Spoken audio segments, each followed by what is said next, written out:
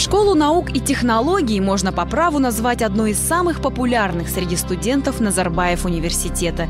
Еще бы! В перечне учебных предметов, которые она предлагает, самые актуальные на сегодняшний день дисциплины. Физика, химия, биология, математика, информатика, робототехника и мехатроника. Школа наук и технологий напрямую сотрудничает с партнером Назарбаев университета, известным вузом Carnegie Mellon, США. What our hope is to let them have hands-on research experiences with trained scientists, and then that can allow them to have sort of an advantage over their competitors who don't have that experience. Скажи честно, Алибек, а ты бы хотел здесь учиться? Конечно, да. Но, говорят же, лучше поздно, чем никогда.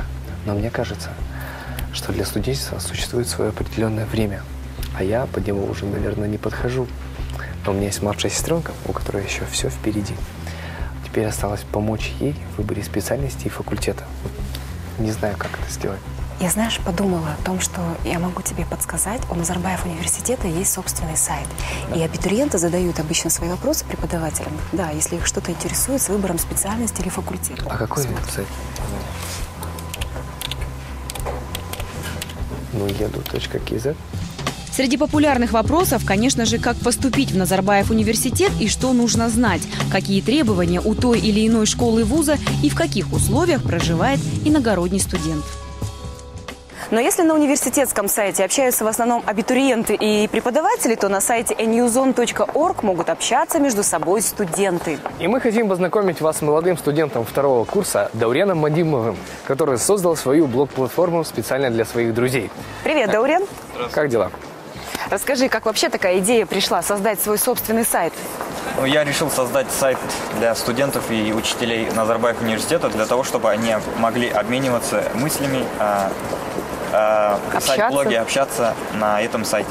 Я знаю, что практически половина студентов Назарбаев университета сидит на твоем сайте и постоянно делится новостями, информацией, шпаргалками даже. Ну, так как на этом сайте сидят тоже учителя, возможно, шпаргалок туда загрузить не получится. То есть здесь только информация и общение между собой на такие серьезные, высокие темы? Ну, можно сказать так. Ну что ж, успехов тебе. А теперь ты, наверное, пойдешь на занятия. Да. Пока. Давай, желаем удачи. Спасибо. В школу наук и технологий входит кафедра биологии и химии. Заведующий Кен Алибек много лет прожил в Соединенных Штатах Америки и привнес в наше образование совершенно новую методику. Равные говорят с равными. Не в плане знаний. Безусловно, профессора должны давать знания. Но с точки зрения взаимоотношений здесь нет системы. Я, например, категорически противник системы, при которой есть условно ментор или какой-то гуру, который, скажем, знает все. И сидят группа студентов, которые должны это воспринимать, открыв рот и слушать, что говорит гуру.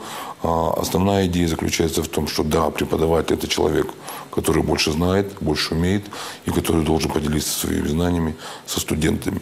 Но в то же время студенты имеют право и должны, и делают, и задавать вопросы, и обсуждать какие-то, непонятные вещи. То есть это интерактивный процесс. Преподаватели, они стараются с нами работать свободно, дают понимать, что это как бы работать в команде это легче, то есть teamworking, да, и они постоянно, допустим, если у тебя есть проблемы, вопросы, обращайся, потому что эти знания нужно тебе получать, тебе понимать. А их задание – это давать тебе вот эти знания, навыки, учить тебя вот этим инструментам, которые ты можешь уже использовать. Среди будущих открытий в Назарбаев университет – медицинская школа. Ее старт намечен на 2014 год. Здесь будут готовить высококвалифицированных врачей, исследовать и производить новые лекарственные препараты. Школа медицины откроется при поддержке партнеров университетов Дьюк и Питтсбург. Это ведущие мировые центры медицинского образования и медико-биологических исследований. Главная цель медицинской учебной программы – подготовка новых специалистов мирового класса в области медицинских исследований, образования, профилактики заболеваний и диагностики и лечения пациента, а также тех, кто может внести вклад в развитие отечественной медицины. Назарбаев университет предлагает 7-летнюю программу доктора медицины «Доктор Медицин МД» для одаренных выпускников средней школы, выбравших профессиональную карьеру врача или врача-ученого. Программа состоит из следующих частей. Подготовительная программа, преподаваемая Университетским колледжем Лондона, продолжительность 1 год. Премедицинская программа, продолжительность 2 года. Школа медицины, продолжительность 4 года. Интересно, а что думают о будущей школе сами представители медицинского кластера? Конечно, если при Назарбаевском университете откроется школа медицины, она положительно повлияет на систему здравоохранения в целом, потому что, насколько мне известно, в данном центре будет производиться довольно высокотехнологичные научно-исследовательские работы, которые непосредственно отразятся с положительной стороны на нашей системе здравоохранения в целом.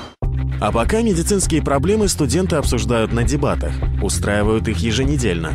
Клуб патриотов поднимает самые разные вопросы, от образования до политики.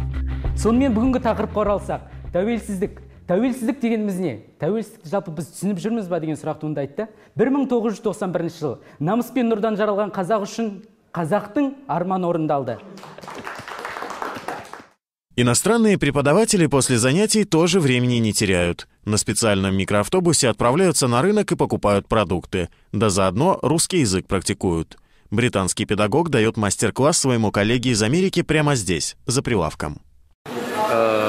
Извините. I want two, you see. How do you say? Два. No, два. Okay, right. Got it. Два.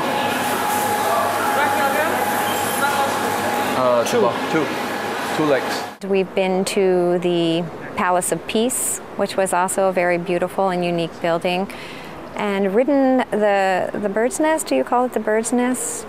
Байтерек. Okay, and stuck our hand in, my children and my husband and I all stuck our hand in and shook hands with the president and made the wish. They actually like it a lot. My husband is very anxious to learn Russian so he can communicate with the people out in the community. That's one of the hardest things about being here, is that we lack the language base, and so we try every day to learn a few new words so that hopefully in the next couple of months we'll be able to communicate with the locals a little bit better. Преимущество Назарбаев университета перед другими вузами – бесплатное питание студентов. И надо сказать, что готовят здесь почти как дома.